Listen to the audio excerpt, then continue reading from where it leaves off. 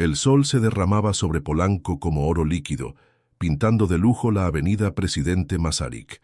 Dentro del restaurante Ébano, el aire estaba impregnado de un murmullo sofisticado, el tintineo de copas de cristal y el aroma de platillos que costaban más que el salario semanal de quienes los servían. Las mesas, vestidas con manteles de lino blanco, eran islas de opulencia donde la élite de la Ciudad de México cerraba tratos millonarios. Sentado en un rincón estratégico, con la mirada perdida, en la danza de los autos de lujo que desfilaban afuera, se encontraba Ricardo Vargas. Su traje, una armadura de diseño italiano, no lograba ocultar el vacío que lo habitaba, un desierto emocional tan vasto como su fortuna. Cada detalle del lugar gritaba poder y exclusividad, un mundo hermético diseñado para mantener la dura realidad a una distancia segura, más allá de sus impecables ventanales. Sofía Ramírez se movía entre ese laberinto de egos y riqueza con una agilidad casi invisible, una sombra eficiente cuyo único propósito era satisfacer. Su uniforme, aunque limpio, mostraba el desgaste de incontables turnos dobles, un mapa de su lucha diaria. Sus manos, aunque firmes al sostener las bandejas de plata, revelaban la fatiga de una vida sin tregua, pero eran sus ojos, dos pozos de color café, los que contaban la verdadera historia. En ellos se mezclaba el cansancio profundo de una madre soltera que apenas dormía, con una chispa de dulzura indomable que se negaba a extinguirse. Cada sonrisa que ofrecía a los comensales era un acto de resistencia, una pequeña victoria contra el peso abrumador de la precariedad que la esperaba al final de su jornada, en un pequeño apartamento al otro lado de la ciudad. De repente, el vibrar silencioso de su celular en el bolsillo del delantal se sintió como una descarga eléctrica. Era un mensaje de su vecina. Luna está muy malita, no deja de toser. El corazón de Sofía se encogió.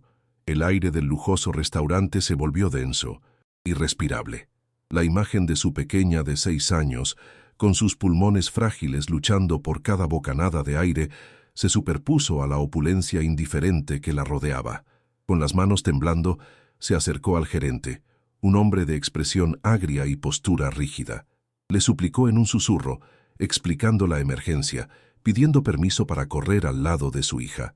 El gerente, sin embargo, la miró con un desdén glacial, como si sus problemas fueran una mancha en la perfecta fachada del restaurante, un inconveniente vulgar que amenazaba el orden de su pequeño reino. ¿Crees que tus dramitas personales pagan las cuentas de este lugar?, espetó el gerente, su voz lo suficientemente alta para que otros empleados escucharan la humillación. Aquí se viene a trabajar, no a lloriquear. Si sales por esa puerta, no te molestes en volver. La crueldad de sus palabras fue como una bofetada. Para Sofía no había elección. El amor por su hija era una fuerza más poderosa que el miedo a perder su empleo. Sin decir una palabra más, con la dignidad como único escudo, se dio la vuelta. Tomó su bolso del pequeño casillero y caminó hacia la salida. Fue entonces cuando la frase final del gerente la golpeó por la espalda. «Estás despedida». El peso del mundo cayó sobre sus hombros, y aunque intentó contenerlas, las lágrimas silenciosas comenzaron a trazar un camino por sus mejillas, un llanto mudo de desesperación y derrota. Ricardo Vargas acababa de cerrar un negocio de 7 cifras por teléfono, un triunfo que no le produjo ni la más mínima sombra de satisfacción. Al levantar la vista, su mirada se cruzó con la escena. Vio el gesto despectivo del gerente y la figura temblorosa de la mesera. Observó su llanto silencioso, la forma en que intentaba mantener la compostura mientras su mundo se desmoronaba. Por primera vez en años, algo atravesó su armadura de cinismo. No fue lástima, fue un eco doloroso, un recuerdo fantasma de su propia tragedia, el dolor digno de esa mujer, dispuesta a perderlo todo por su hija, resonó en el abismo de su alma, despertando al hombre que había enterrado bajo capas de dinero y poder. Una conexión inesperada y profunda se estableció en ese instante, un hilo invisible que lo obligó a levantarse de su silla, dejando atrás su mundo de cifras y contratos. ¿Te imaginas sentirte así de desesperada? Esta historia apenas comienza, y te prometemos que te tocará el corazón. No te pierdas ni un segundo. Suscríbete ahora mismo a nuestro canal y coméntanos, ¿desde qué ciudad o país nos estás viendo? Estamos muy cerquita de alcanzar nuestro sueño de los 1000 suscriptores y con tu ayuda sabemos que lo lograremos. Tu apoyo significa el mundo para nosotros. Ahora, sigamos viendo cómo esta historia se desenvuelve. Ignorando las miradas perplejas de sus socios de negocios, Ricardo Vargas cruzó el umbral del restaurante Ébano y regresó al mundo real. El aire acondicionado y los murmullos de la élite fueron reemplazados por el rugido del tráfico de la Ciudad de México y el calor húmedo de la tarde. En la acera, bajo la sombra indiferente de un fresno, Sofía parecía una figura frágil a punto de ser devorada por la ciudad. Estaba de espaldas a él, temblando visiblemente, mientras su mano intentaba, con una desesperación torpe, detener un taxi. Cada vehículo que pasaba de largo era una nueva ola de pánico que la sacudía. Ricardo se detuvo a unos pasos observándola. Vio en su postura encorvada el peso de una batalla perdida y a la vez la urgencia inquebrantable de una madre leona luchando por su cría. En ese momento, ella no era una mesera, era el reflejo de una humanidad que él creía haber olvidado por completo. Se acercó a ella lentamente, con una cautela que no le era característica. No era el magnate imponente, sino un hombre despojado de sus títulos. Sofía, al sentir su presencia, se giró bruscamente. Sus ojos enrojecidos por el llanto se abrieron con una mezcla de miedo y confusión. Instintivamente, retrocedió un paso, preparándose para cualquier cosa, menos para lo que sucedió. Ricardo no ofreció dinero, no hizo un gesto de caridad ostentosa. En su lugar, con una voz más suave de lo que la había usado en años, preguntó, «¿Su hija, ella está bien?» La pregunta tan simple y tan directa la desarmó por completo. Nadie le había preguntado por su hija, le habían exigido, la habían despedido, la habían ignorado. Que aquel hombre, salido del mismo mundo que la acababa de aplastar, mostrara una genuina preocupación, era un giro tan inesperado que la dejó sin palabras, con un nudo en la garganta. «Mi chofer nos llevará, es más rápido», dijo Ricardo, no como una sugerencia, sino como una afirmación tranquila que no admitía réplica. Antes de que Sofía pudiera procesar la oferta o articular una negativa, él ya estaba haciendo una seña a un auto negro y elegante que esperaba al otro lado de la calle. La vacilación se apoderó de ella por un segundo. La desconfianza era un instinto de supervivencia en su mundo. ¿Qué querría un hombre como él? Pero entonces, la imagen de Luna luchando por respirar barrió con toda duda. Asintió en silencio y se dejó guiar hacia el vehículo. El interior olía a cuero y a un silencio caro. Durante el trayecto, un abismo de tensión los separaba. Sofía miraba por la ventana, sus dedos retorciendo la correa de su bolso, mientras Ricardo la observaba, atrapado en un torbellino de emociones conflictivas, sintiendo cómo ese acto impulsivo lo arrastraba hacia un territorio desconocido y peligrosamente familiar. Para Ricardo, el rostro angustiado de Sofía era un portal a su propio infierno personal. Cada una de sus lágrimas silenciosas era un eco de las que él nunca se permitió derramar. De repente, ya no estaba en el tráfico de la Ciudad de México, sino en una carretera lluviosa de hace 10 años. El chirrido de los neumáticos, el impacto brutal, el silencio ensordecedor que vino después, y luego el rostro de su pequeña Mariana, tan pálido, tan quieto. La culpa lo ahogó como lo hacía cada noche. Él conducía. Él se distrajo por una llamada de negocios. Él la perdió. Desde ese día, construyó una fortaleza de dinero y frialdad a su alrededor, convencido de que las emociones solo traían dolor y vulnerabilidad. Ayudar a Sofía no era un acto de bondad, era una compulsión, un intento desesperado y quizás egoísta de reescribir el final de su propia historia trágica, de buscar una redención que sabía que no merecía. Sofía había aprendido a construir su propio tipo de fortaleza, una hecha de amor y resiliencia. Desde que el padre de Luna las abandonó al enterarse de su embarazo, su vida se había convertido en una maratón constante contra la precariedad. Su pequeño apartamento en la colonia Doctores no tenía lujos, pero cada rincón estaba impregnado del amor incondicional por su hija. Las paredes, en lugar de cuadros caros, estaban decoradas con los dibujos de Luna, soles con rostros sonrientes y familias de estrellas.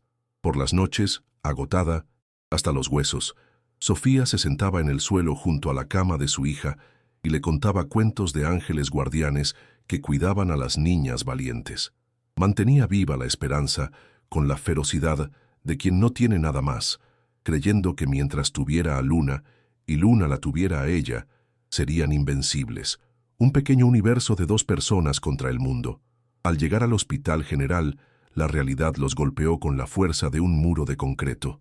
La sala de urgencias era un caos de llantos, quejidos y el olor penetrante a desinfectante. El tiempo parecía moverse a una velocidad diferente, lenta y tortuosa. Sofía, con Luna en brazos, se enfrentó a la burocracia insensible, a las miradas cansadas de las enfermeras y a una espera que se sentía eterna. Ricardo, acostumbrado a que el mundo se doblegara a su voluntad, con una simple llamada, se sintió extrañamente impotente. Observó la angustia creciente en el rostro de Sofía, la forma en que suplicaba información con una humildad que le revolvió el estómago. Por primera vez fue testigo del sistema desde el otro lado, donde el poder y el dinero no significaban nada, y esa impotencia se transformó en una rabia fría y una determinación inquebrantable. Finalmente, tras una espera que pareció durar una vida, una enfermera las llamó. En un pequeño cubículo separado por una cortina, Sofía pudo abrazar a su hija. Luna estaba pálida, con ojeras oscuras bajo sus ojos, y un pequeño silbido escapaba de su pecho con cada respiración.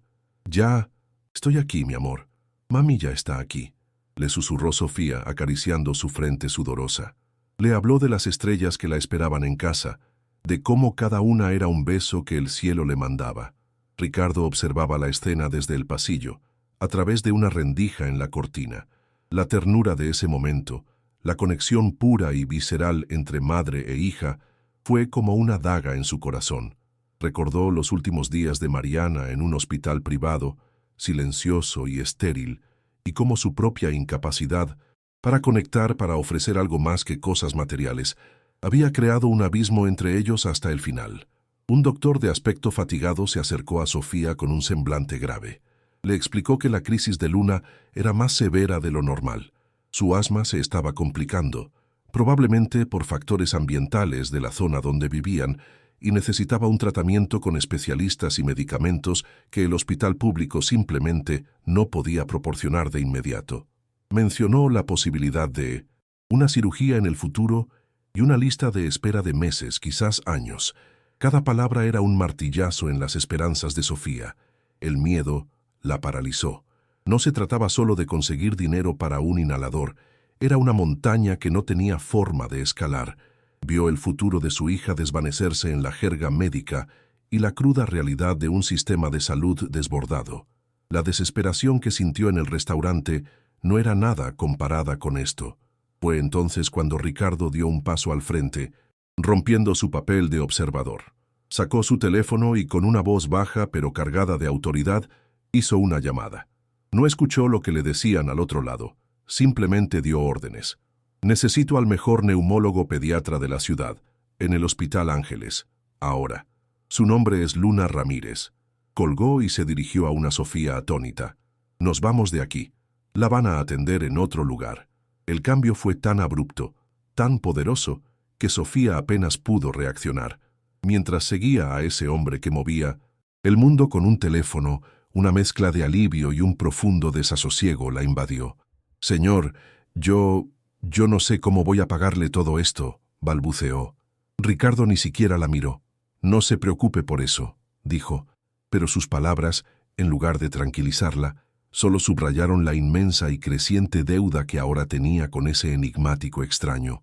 El teléfono de Ricardo volvió a sonar, pero esta vez era su abogado, Román, su voz una mezcla de alarma y reproche. «Ricardo, ¿qué demonios estás haciendo? Mis fuentes dicen que sacaste a una mujer y a su hija de un hospital público.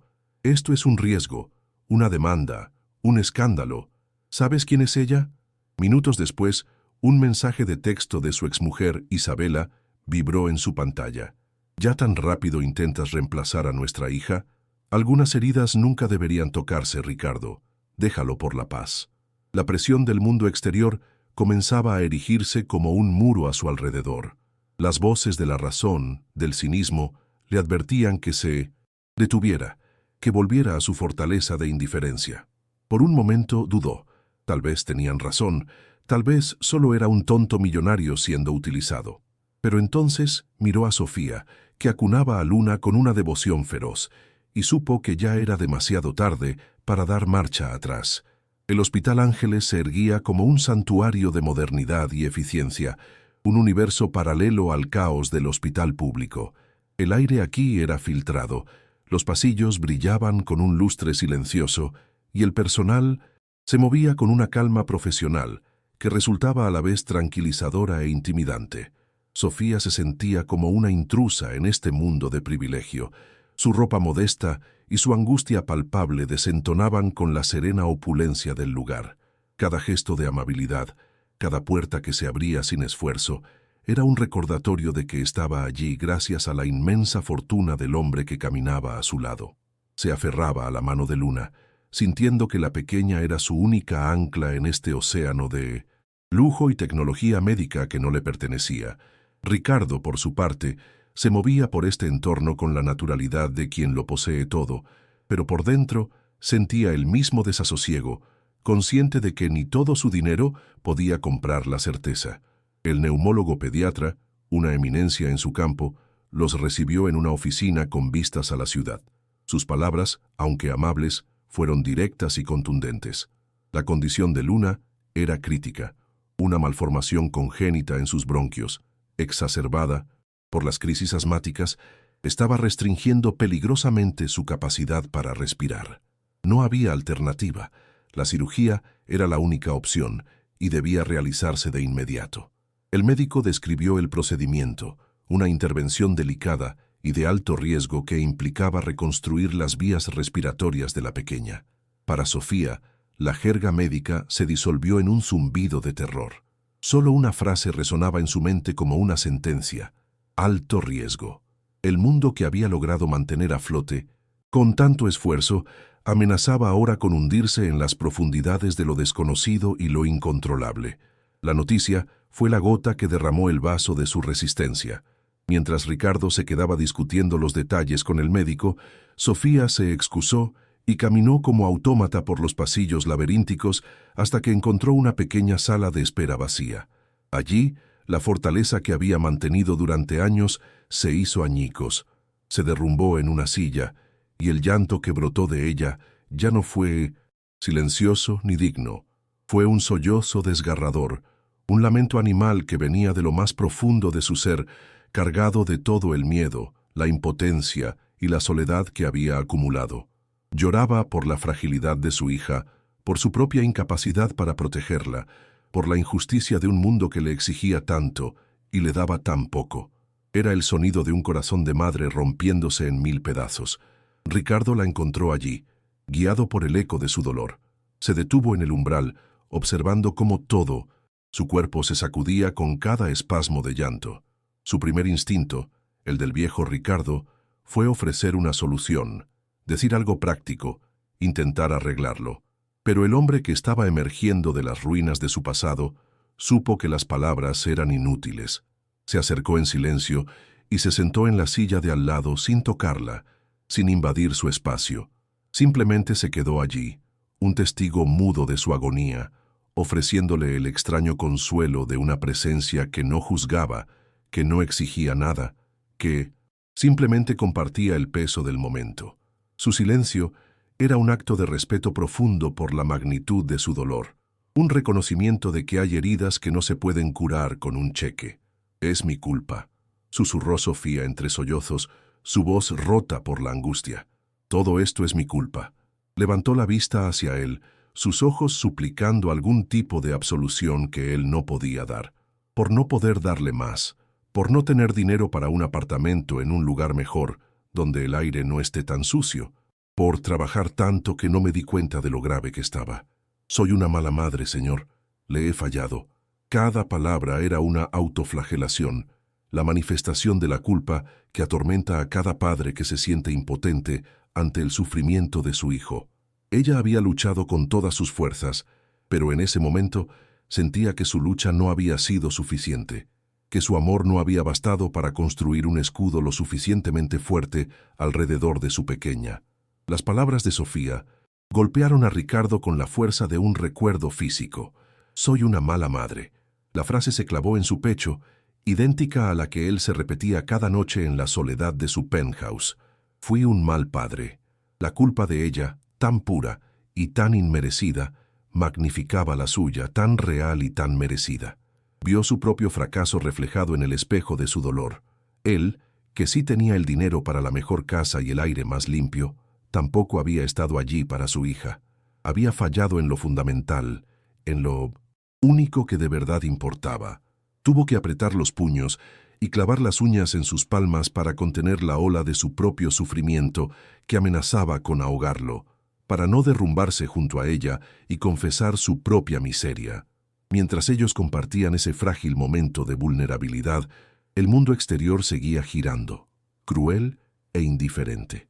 El exgerente del restaurante, resentido y temeroso de las posibles repercusiones por el involucramiento de un hombre como Ricardo Vargas, decidió lanzar su propio ataque preventivo. Usando perfiles falsos en redes sociales, comenzó a esparcir una historia venenosa, que Sofía era una estafadora profesional, una cazafortunas que había investigado a Ricardo y había montado toda la escena de la crisis de su hija para atraparlo. El rumor jugoso y clasista se extendió como la pólvora entre los círculos de la élite, llegando rápidamente a los oídos del abogado de Ricardo, quien se lo comunicó con una alarma apenas disimulada, instándole a ser cauteloso.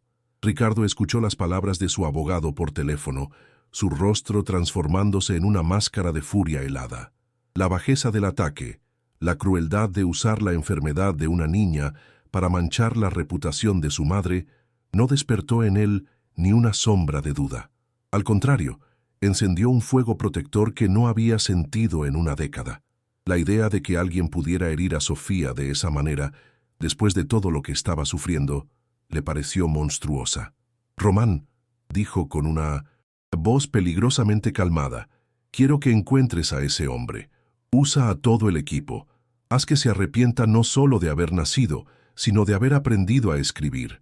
Que no vuelva a encontrar trabajo ni para barrer las calles de esta ciudad». Su decisión estaba tomada. No solo iba a ayudar a Sofía, iba a ser su escudo. Poco después, la administración del hospital le presentó el presupuesto estimado para la cirugía y la hospitalización. La cifra era obscena, una cantidad de dinero que Sofía no podría ganar ni en 10 vidas de trabajo ininterrumpido. Ver esos números impresos en un papel hizo que la realidad de su situación se volviera aún más abrumadora.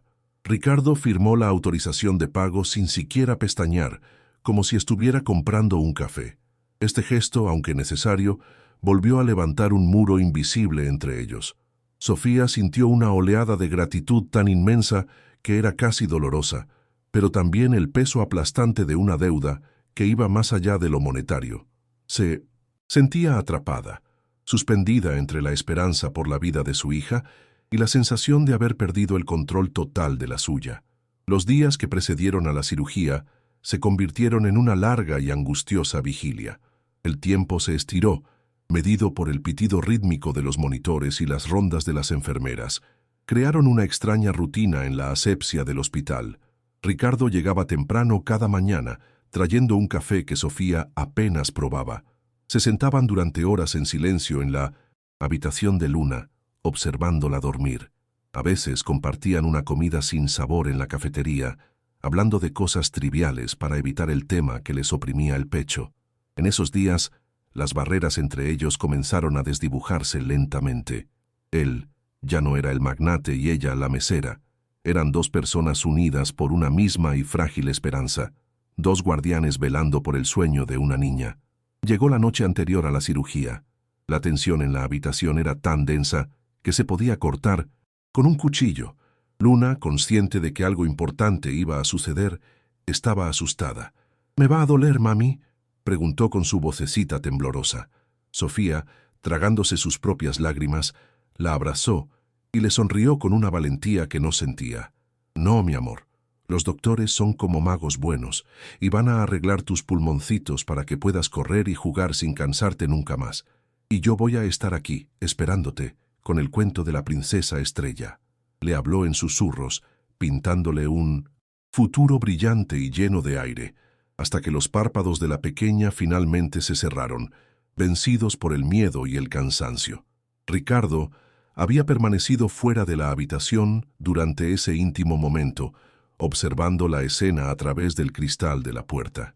La imagen de Sofía consolando a su hija, la luz tenue de la lámpara creando un halo a su alrededor, lo golpeó con una fuerza inesperada.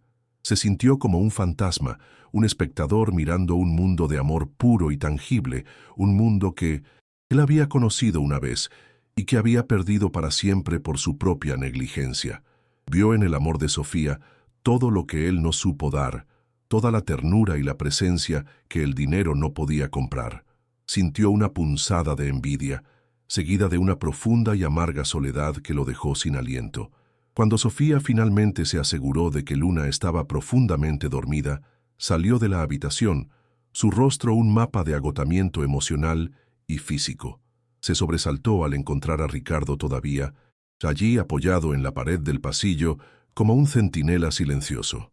Sus miradas se encontraron, y en la de él, ella vio una vulnerabilidad que nunca antes había presenciado.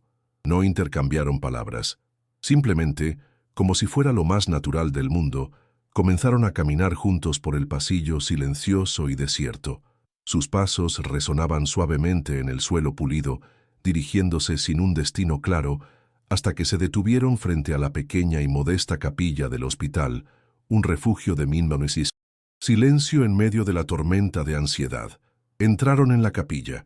El aire estaba quieto y olía a cera y a oraciones antiguas. Estaba vacía, iluminada únicamente por la luz pálida que se filtraba desde el pasillo. Era un espacio neutral, despojado de la opulencia de la oficina del doctor o de la tensión de la habitación de Luna. Sofía, movida por un impulso que venía de lo más profundo de su fe agotada, se acercó al altar y se arrodilló. No rezó en voz alta, no recitó oraciones aprendidas. Simplemente cerró los ojos y dejó que su corazón hablara, enviando una súplica silenciosa y desesperada al universo, a cualquier fuerza que pudiera estar escuchando. Era la rendición final, el reconocimiento de que había hecho todo lo que estaba en su poder y ahora solo le quedaba esperar y creer. Ricardo se quedó de pie junto a la puerta, observándola. La visión de Sofía de rodillas, tan vulnerable y a la vez tan fuerte en su fe, fue la última grieta en el dique que había contenido su dolor durante una década. Todos los recuerdos, toda la culpa, toda la rabia y el arrepentimiento que había mantenido a raya con trabajo, con lujos, con distancia, se precipitaron sobre él. Sintió un nudo en la garganta tan doloroso que apenas podía respirar. La imagen de sí mismo, solo en la capilla del otro hospital hace 10 años, no rezando, sino maldiciendo a Dios, al mundo, a sí mismo, volvió a él con una claridad devastadora. La armadura de frialdad se derritió, dejándolo expuesto y temblando. Sofía terminó su oración y se levantó lentamente. Se giró para mirarlo, y en su rostro había una extraña serenidad, la calma que llega después de la tormenta. Se acercó a él y con una dignidad que lo conmovió hasta el alma, le dijo: «Señor Vargas, Ricardo, gracias por todo. Sé que es un hombre muy ocupado y ha hecho por nosotras más de lo que nadie ha hecho jamás. Entenderé perfectamente si después de la cirugía usted ya no quiere, si quiere seguir con su vida. Jamás podría pagarle, pero le estaré eternamente agradecida. Su generosidad, su disposición a liberarlo de cualquier obligación en el momento de su mayor necesidad, fue lo que finalmente lo rompió por completo». Los ojos de Ricardo se llenaron de lágrimas, las primeras lágrimas verdaderas que derramaba en 10 años. Luchó por hablar, su voz saliendo como un graznido ronco y lleno de emoción. «No», logró decir, «no entiendes». Tomó una respiración temblorosa y la miró, dejando que ella viera por primera vez el abismo de dolor que había en su interior. Yo tenía una hija», confesó, y el simple hecho de decir esas palabras en voz alta fue como abrir una herida. Se llamaba Mariana. Tenía 8 años. El silencio en la capilla pareció absorber el peso de su revelación, un secreto guardado bajo llave durante una década, ahora liberado en la quietud de la noche. Comenzó a contar la historia, las palabras tropezando unas con otras en su prisa por salir. Describió la tarde lluviosa, la discusión sin importancia, por teléfono sobre un contrato que ahora parecía absurdamente trivial. Recordó el momento exacto en que desvió la mirada de la carretera. Solo un segundo, un maldito segundo que cambió todo. Habló del sonido del metal retorciéndose, del silencio que siguió y de la visión de su hija inerte en el asiento trasero. Su confesión no era una búsqueda de perdón, sino un acto de purga, la necesidad desesperada de que alguien más conociera la verdad de su infierno personal, la verdad del monstruo que se veía en el espejo cada mañana. Pero su culpa iba más allá del accidente. Con la voz quebrada, confesó los años de negligencia emocional que precedieron a esa tarde, las reuniones a las que dio prioridad sobre los festivales escolares, las llamadas que contestó durante la cena, las promesas de mañana jugamos que rara vez se cumplían. Le compré todo lo que una niña podría desear, dijo con amargura. Una casa enorme, ponis, viajes por el mundo. Le di todo, Sofía, todo excepto lo único que necesitaba, mi tiempo, mi atención, a mí. Se dio cuenta demasiado tarde de que había estado tan ocupado construyendo un imperio para ella que se olvidó de construir una relación con ella. Desde que murió, continuó, su mirada perdida en los recuerdos, he estado vacío.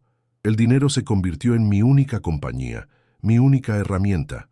Pensé que si podía controlarlo todo, si podía comprarlo todo, tal vez el dolor se iría. Pero no funciona así. Solo te aísla más, te convierte en una isla de miseria lujosa. Miró a Sofía, sus ojos suplicando comprensión. He vivido como un fantasma, Sofía, un muerto en vida que solo sabe firmar cheques y dar órdenes. No he sentido nada, absolutamente nada, en 10 años.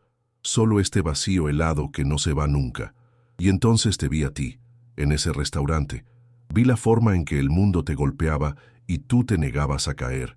Vi la desesperación en tus ojos cuando te despidieron, y era mi desesperación. Era el mismo terror impotente que sentí en esa carretera cuando me di cuenta de que no podía hacer nada para salvar a Mariana. Se acercó un paso más a ella, la conexión entre ellos volviéndose una corriente eléctrica de emoción compartida. Verte luchar por Luna con esa fuerza, esa ferocidad, despertó algo en mí. Algo que creía muerto y enterrado junto con mi hija. Finalmente, llegó al corazón de su confesión. La verdad que había estado luchando por admitir ante sí mismo. Su voz era apenas un susurro cargado de una década de dolor reprimido. He pasado 10 años huyendo de mi pasado, intentando enterrarlo bajo el dinero, pero no se puede huir para siempre, dijo, mientras una lágrima solitaria finalmente se abría paso por su mejilla.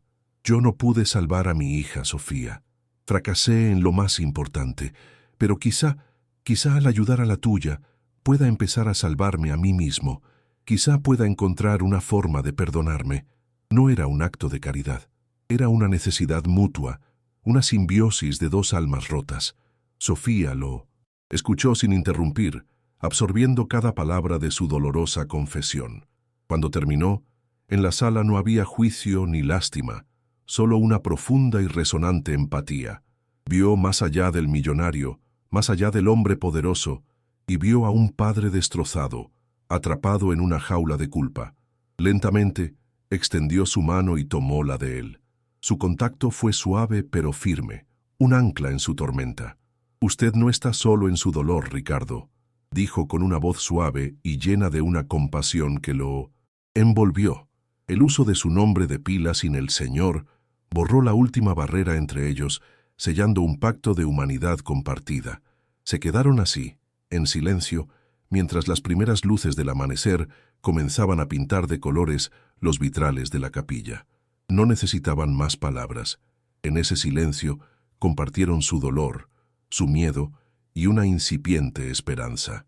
El poder, el dinero, las clases sociales, todo se había disuelto. Solo quedaban dos personas, un hombre y una mujer, unidos por la tragedia y la posibilidad de un milagro.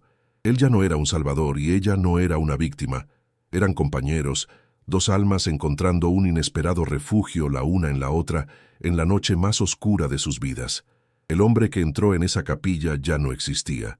Salieron de la capilla y caminaron de regreso a la habitación de Luna, justo cuando el sol comenzaba a despuntar en el horizonte. La luz anaranjada que inundaba los pasillos parecía un presagio, una promesa de un nuevo día. Ya no caminaban como un multimillonario y una exmesera, sino como dos aliados, dos amigos que estaban a punto de enfrentar la batalla más importante de sus vidas. La confesión de Ricardo no solo lo había liberado a él, sino que también había redefinido su relación.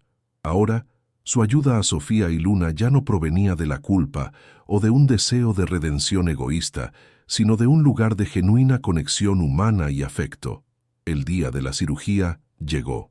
La atmósfera en el hospital era eléctrica, cargada de una tensión casi insoportable.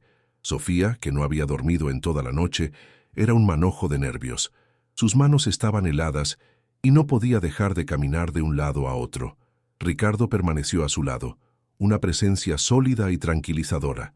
No ofrecía falsas esperanzas ni clichés vacíos, simplemente estaba allí, su calma actuando como un contrapeso a la ansiedad de ella.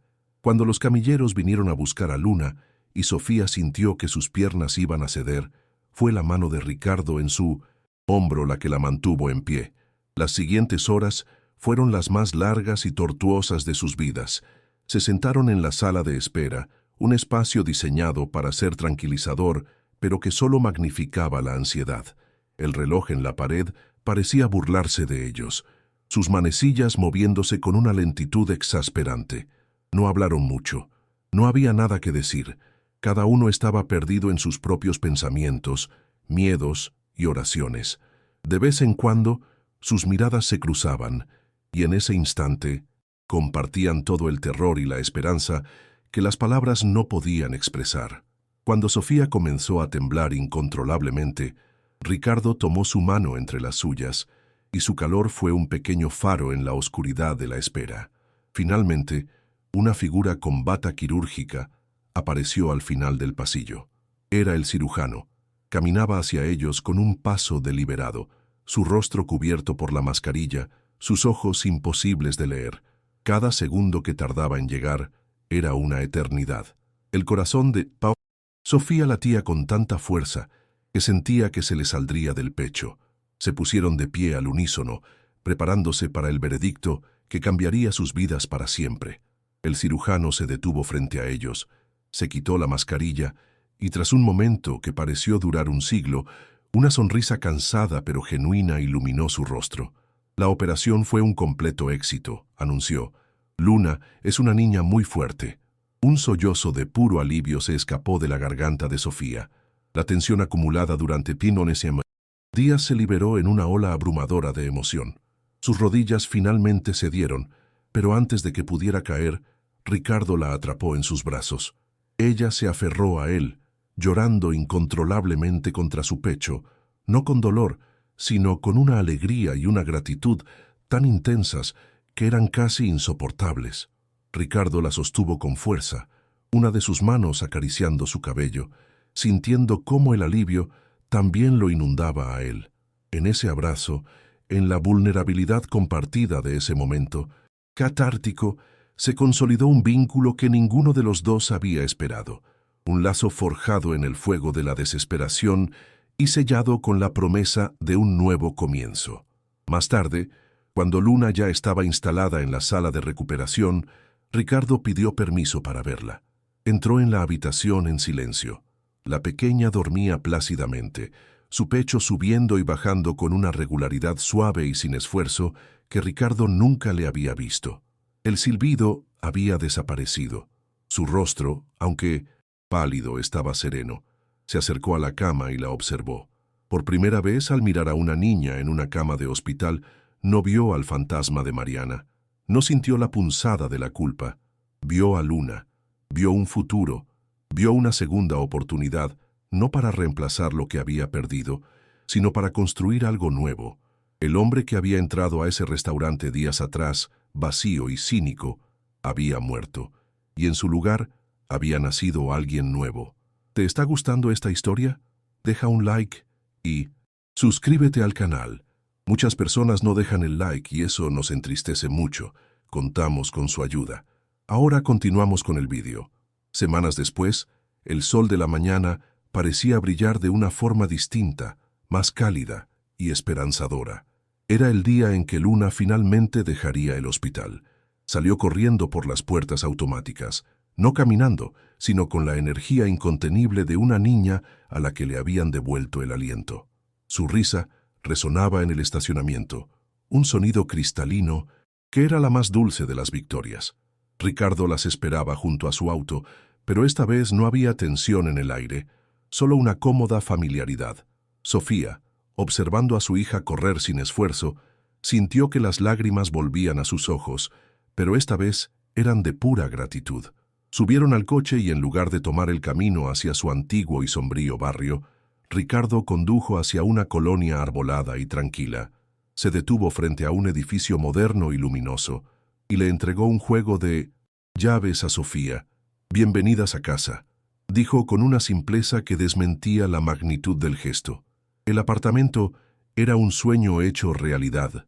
Estaba bañado por la luz natural, amueblado con un gusto exquisito pero acogedor, y la habitación de Luna estaba pintada de su color favorito, con un mural de estrellas en el techo.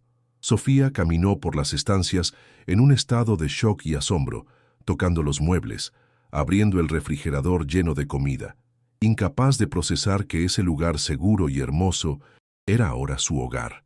Pero Ricardo tenía un plan que iba más allá de la caridad.